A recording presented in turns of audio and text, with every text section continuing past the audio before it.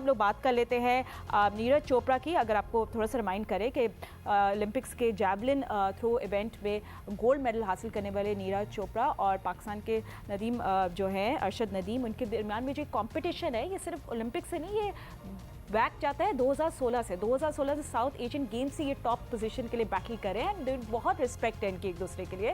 मगर एक recent interview में गोल्ड मेडल जीतने के बाद नीरज चोपड़ा ने बोला कि काश पाकिस्तानी जो एथलीट है इनको भी मेडल मिलता, उनको भी मैं पोडियम में देखता, इससे एशिया का नाम हो जाता। उन्होंने मजीद क्या कहा, आइए। टोक्यो ओलंपिक्स के जेवलिन थ्रो इवेंट में गोल्ड मेडल जीतने वाले भारत के नीरज चोपड़ा ने वतन वापसी पर एक इंटरव्यू में कहा कि अगर अरशद नदीम विक्ट्री स्टैंड पर होते तो एशिया का नाम हो जाता। इवेंट की इख्तितामी तकरीब से थोड़ा पहले उनकी मुलाकात हुई। अरशद ने बड़े दिल का मुजाहरा करते हुए उन्हें गोल्ड मेडल की मुबारकबाद दी। भारतीय एथलीट ने बताया कि उन्होंने अरशद से कहा कि वो कौमी लिबास में बहुत तगड़े लग रहे हैं। नीरज चोपड़ा ने कहा कि पाकिस्तान और भारत के दरमियान क्रिकेट में गर्मा गर्मी चल जाती है, लेकिन ओलंपिक्स में ये सब ठीक नहीं। दूसरी जानब पाकिस्तानी एथलीट अरशद नदीम कहते हैं कि नीरज चोपड़ा मेरे मेडल न जीतने पर अफसरदा थे। अरशद नदीम ने बताया कि नीरज ने उनसे कहा था कि आज आपका दिन नहीं था। अरशद नदीम ने ओलंपिक्स जेवलिन थ्रो के फाइनल में 84.62 मीटर की थ्रो करके 5वीं पोजीशन हासिल की थी।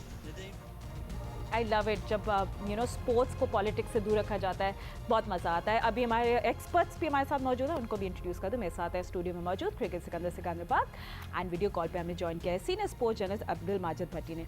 भट्टी साहब, क्योंकि आप इतने सालों से स्पोर्ट्स कवर करते आए हैं, आप लोग खुद भारत भी जाते रहते हैं, आप जो आई थिंक जब सब जर्नलिस्ट साथ हो जाते हैं, जब सब प्लेयर्स साथ हो जाते हैं तो कोई पॉलिटिक्स नहीं होती। तो नीरज का ये जो कमेंट है, आई थिंक इससे सबके दिल जीत लिया। स्पेशली पाकिस्तान में सबके मुंह पे एक हंसी आ गई, एक स्माइल आ गई देख के कि देखो politics in the end of the day doesn't matter. हम लोग सब एक हम लोग एशियंस हैं, एक साथ रहते हैं, एक दूसरे को सपोर्ट करना चाहिए, स्पेशली स्पोर्ट्स में। जी हाँ फातिमा, बिल्कुल आप सही कह रही हैं कि मैं तो बहुत दफ़ा इंडिया जाने का इत्तेफाक हुआ, सिकंदर बख्श साहब भी कई बार गए, लेकिन वहाँ जब हम जाते हैं तो हमें कभी महसूस नहीं होता कि कभी हम दूसरे मुल्क में आ गए। दूसरे मुल्क से मुराद है कि पाकिस्तान और इंडिया के कल्चर में थोड़ा सा फ़र्क है। तकरीबन हम एक ही जैसा लाइफस्टाइल गुजारते हैं, हमारी ज़बान मिलती जुलती है, हमारा कल्चर मामूली सा फ़र्क है, लेकिन जो बाउंड्रीज़ हैं वो पॉलिटिशियंस ने बहुत उसको ऊंचा किया हुआ। और ख़ास तौर पर जब से नरेंद्र मोदी प्राइम मिनिस्टर बने तो उन्होंने तो दोनों मुल्कों को एक बार फिर जंग के मैदान में लाकर खड़ा कर दिया। मेरे ख्याल में नीरज चोपड़ा ने जो कहा उसकी कदर करनी चाहिए, लेकिन आज जब वो बात इसलिए भी शायद आसानी से कर रहे हैं कि वो गोल्ड मेडल जीत गया। अगर खुदा न खास्ता अरशद नदीम गोल्ड मेडल जीत जाते तो वो कभी नहीं कहते कि मुझे खुशी हुई कि गोल्ड मेडल पाकिस्तान चला गया। तो बहरहाल राइवलरी है दोनों मुल्कों के दरमियान है। पाकिस्तान चाहता है कि पाकिस्तान इवेंट जीत जाए, इंडियंस चाहते हैं कि उनकी बढ़तरी रहे, लेकिन मेरे ख्याल में खेलों की जो बाउंड्रीज हैं वो नहीं होनी चाहिए। माजी में आप देखें 87 में जब जनरल ज़ियाउल हक पाकिस्तान के प्राइम मिनिस्टर थे, वो सदर थे, तो वो खुद यहाँ से चल के जयपुर गए और उस वक्त क्रिकेट डिप्लोमेसी का नाम दिया गया। और बहुत बार ऐसा हुआ कि क्रिकेट ने दोनों मुल्कों के दरमियान ब्रिज का रोल प्ले किया। 2004 में जब इंडियन टीम पाकिस्तान आई, आज तक इंडिया के लोग जो लोग पाकिस्तान आए थे वो याद करते हैं कि क्या ज़बरदस्त पाकिस्तान की हॉस्पिटैलिटी थी। हम लोग भी जब इंडिया में जाते हैं तो बहुत सारे हमारे दोस्त हमें जहाँ कहीं होटल की बुकिंग में मसला होता है कि एयरलाइन में कोई मसाइल आते हैं तो मदद करते हैं।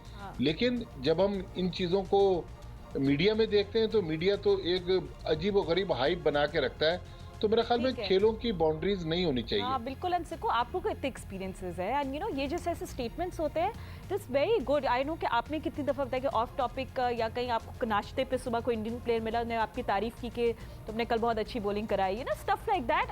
देखिए स्पोर्ट्समैन हमेशा बड़े दिल का होता है और खुले दिल का होता है। वो स्पोर्ट्समैन होता है, उसको हार जीत का पता होता है। जो सबसे बड़ी क्वालिटी स्पोर्ट्समैन की ये होती है कि देखें वो 4 साल मेहनत करने के बाद वो मेडल ना जीत सके, मगर उसको वो बर्दाश्त करना, उस पर सब्र करना, ये एक स्पोर्ट्समैन की खासियत होती है जो सारी ज़िंदगी उसको हेल्प करती है। जो अभी भट्टी साहब ने बातें की हैं, बिल्कुल मैं उनको सेकंड करूँगा कि मैं जब भी भारत गया सिर्फ एक लफ्ज़ मैं कहता था, लोग पहचान जाते थे कि मैं पाकिस्तान से आया हूँ। मेरी एक आदत है, मैं दुनिया के किसी मुल्क के हिस्से में जाऊँ, छुट्टी वाले दिन मैं ज़रूर उनके जो मेन बाज़ार होता है उसमें घूमने जाता हूँ, ताकि वहाँ का कल्चर देख सकूँ कि क्या है क्या नहीं है। जैसे कराची का सदर है, मैं सदर चला जाऊँ अगर मैं कराची में होता हूँ, तो मैंने दुनिया में हर जगह, मैं वहाँ पर भी भारत में ये करता था, खामोशी के साथ अकेला निकल जाता था। किसी ने मुझे आज तक तंग नहीं किया, सब ने बड़ी इज्जत दी। वो यहाँ आते हैं, हम उन्हें इज्जत देते हैं। जिस तरह उन्होंने कहा पॉलिटिशियंस ने दीवार खड़ी कर दी, धीरज ने जो बात कही है वाकई उसने बहुत अच्छी बात की है, बड़े दिल की बात की है। और मुझे याद पड़ रहा है कि मैंने कहीं सुना था कि नदीम कह रहा है वो मेरा आइडियल है, मैं उसको फॉलो करता हूँ, धीरज मतलब बेसिकली चोपड़ा देखो, को। बैक ना 2016 से वो